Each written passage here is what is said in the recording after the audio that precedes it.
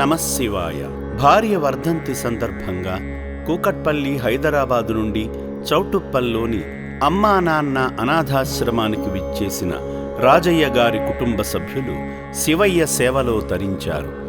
అభాగ్యులకు వారి సతీమణి కీర్తిశేషులు స్వరూపగారి పేరు మీదుగా అనాథులకు అన్నదానం చేయడానికి వారు ఇక్కడకు రావడం వారి గొప్ప మనసుకు నిదర్శనం.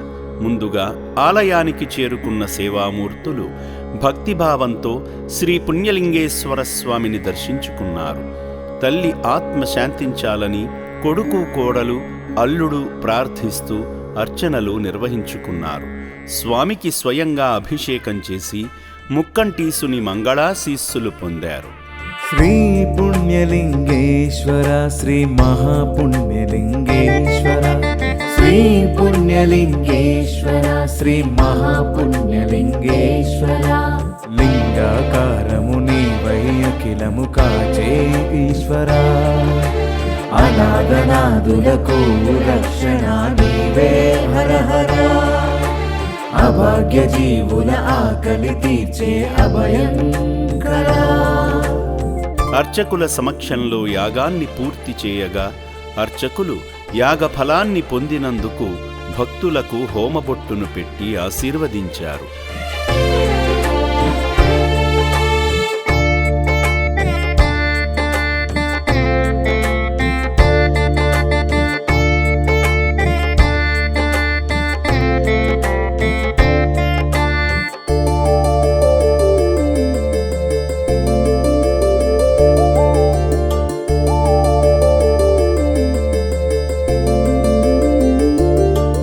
అనంతరం అనాథుల కోసం నిర్మిస్తున్న నూతన శివాలయ పనుల వద్దకు వెళ్లి ఆలయ పనులలో భాగం కావడం శివయ్య కృపగా భావించి ఇటుకలు అందించారు.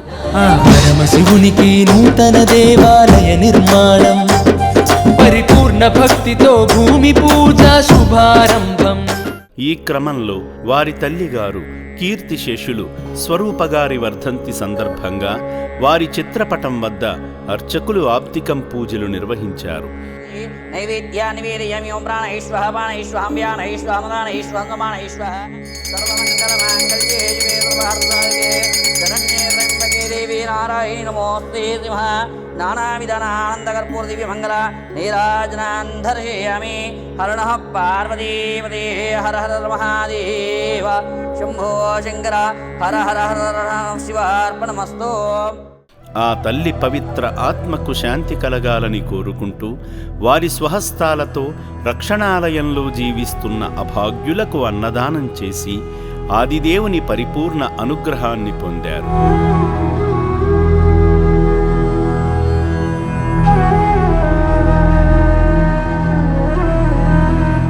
స్వరూపగారిని తలచుకుని అభాగ్యుల కడుపు నింపిన రాజయ్య గారి కుటుంబంపై శ్రీ పుణ్యలింగేశ్వరుని ఆశీస్సులు ఎల్లవేళలా ఉండాలని అమ్మా నాన్న అనాథాశ్రమం కోరుకుంటుంది. నా పేరు సంతోష్ అండి. నేను బోన్పల్లిలో ఉంటాను. ఈమె నా మామయ్య, మా బావగారు, మా చెల్లి. అసలు ఇది ఎలా ఉంటుంది ఏంటి అని చూద్దామని ఆలోచనతో ఇంత దూరం రావడం జరిగింది. ఇక్కడ రావడం మొదటిసారి. సో ఇక్కడ చూస్తే అసలు అనాథలు, అభాగ్యులు, మతి స్థిమితం లేని వాళ్ళు, అసలు వాళ్ళ పని వాళ్ళు చేసుకోలేని వాడు కూడా ఎంతోమంది ఉన్నారు. మామూలుగా మన ఇంట్లో పెద్ద మనుషులు, అమ్మా నాన్నలు ఉంటారు. వాళ్ళకి ఏదైనా జరిగితేనే వాళ్ళని చూసుకోవాలంటే చాలా ఓపిక ఉండాలి, చాలా టైం ఉండాలి. అట్లాంటిది ఇంతమందిని మీరు చేరదీసి ఇంతమందికి భోజన వసతులు, ఉండడానికి ఇవన్నీ ఏర్పాట్లు చేసి చూస్తున్నారంటే అంత ఈజీ విషయం కాదు. సో దానికి మీకు డబ్బుతో కూడుకున్న వ్యవహారము అండ్ ఎంతోమంది ధన ధర్మాలు చేస్తే కానీ ఇలాంటి పని కానీ ముందుకు సాగదు. సో ఇట్లాంటిది ఇంకా మంచి కార్యక్రమాలు చేస్తూ భవిష్యత్తులో ఇంకా ఎదగాలని మేము కోరుకుంటున్నాం.